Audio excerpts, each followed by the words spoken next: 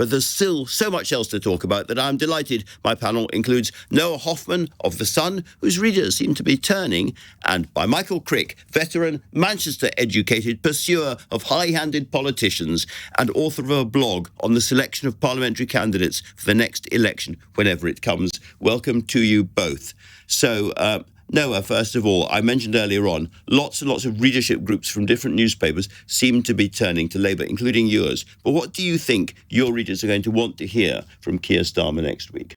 So there are a lot of very specific issues. I think a big one for our readers will be more clarity on what Labour's plan is to stop the boats. This is an issue, immigration, that our readers are very interested in. We look at the statistics. They really sort of want to know all the latest updates on where Rwanda is, how that court battle's going. And Keir Starmer's most recent announcement on Stop the Boats to sort of come back cap in hand and beg the EU for a returns agreement didn't particularly go down well. There's some suggestions that it could mean that the UK has to take on a whole load of refugees from the EU, and that's something that I don't think our readers were particularly keen on. Yeah, so small boats, also net zero as well.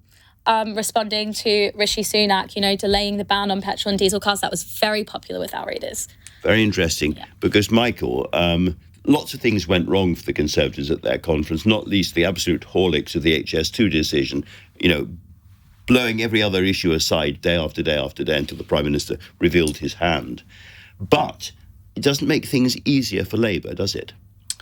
Well, it does in a way. They've got to decide they were put on the spot they've been put on the spot over the last few weeks on all sorts of issues. And I suppose the best thing not to do is not to respond unless you absolutely have to. It's the famous Ming vase moment, isn't it, for Starmer and his colleagues, walking across a room with a Ming vase, and the more you think about, will I drop it? I better not drop it, the more likely you are to drop it. It's a very tense time. And I think that the mood of the Labour Party right now is excited. They think they're coming back to power, and they probably are. Certainly, I think Starmer will be Prime Minister. The one question is whether they'll have a majority or not.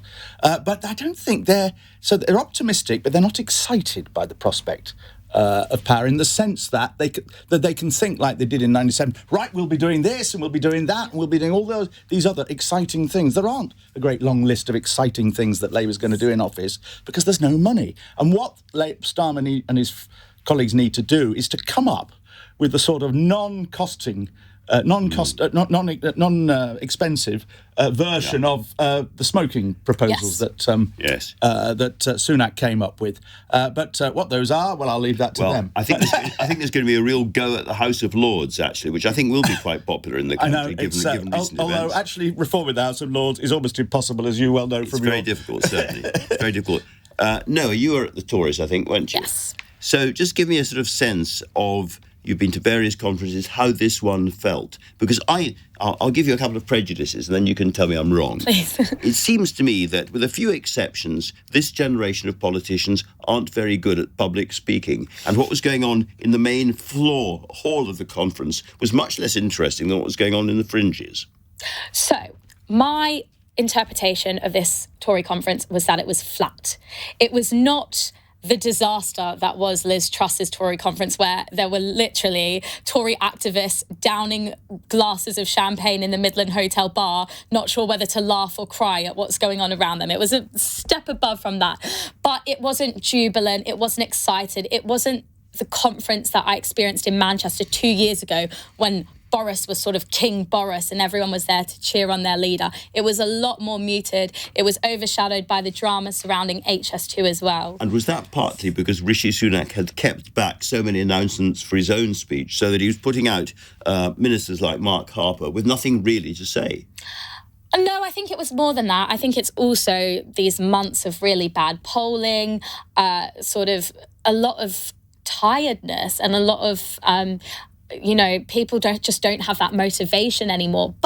Or a lot of activists, that's how it seemed when you were in the conference centre. I didn't see that many MPs either, especially compared to the Boris year as well. That's a very, very good point. Michael, I know you were there too because I saw you there. Yeah. And there weren't many MPs around us, were there? No, well, I think one of the reasons is it's very expensive to go to these conferences in big cities these days. Getting a B&B or is hard, or a hotel, and it costs about twice as much as it would be if they were still going to Blackpool every year, when you could get I don't know what it would be now, but and so therefore they go for perhaps one day and take their their own colleagues from their own constituency out at lunch or dinner or something, or maybe do a fringe meeting and then go back to London. Ministers, it's a bit different. And the whole nature of the conference has moved really from the hall, which is basically a rally and a non-stop list of cabinet ministers, and it's all on the fringes. And you go to these fringe meetings, and a lot of them are packed, and there are queues round the block, and you're allowed to have fringe meetings these days while the conference is going on. That was utterly forbidden when you and I started going to conferences. But I think. What I found depressing was actually this significant move to the right, and it wasn't just in terms of policy terms, but a sort of an unsavoury tone about everything, a sort of a lack of generosity and kindness and compassion, and in the way in which certain people were making dog whistle noises, which are going to, be unattractive to black people and gay people and trans people. And I think that is what worried. From the hall. And indeed, so much for the party of free speech. The two heroes really are Suella Braverman and Lee Anderson, and I think they epitomise what I'm talking about. I agree with your statement. You asked about the atmosphere. Where all the atmosphere was at Liz Truss's Make Britain Grow Again rally, and at Suella's speech, where she really was sort of crowned the Queen of Conference. Where all the excitement and enthusiasm lay in the Midland precinct was with the right of the party and with the policies, whether you like them or not. They were the most inspiring to people at the conference.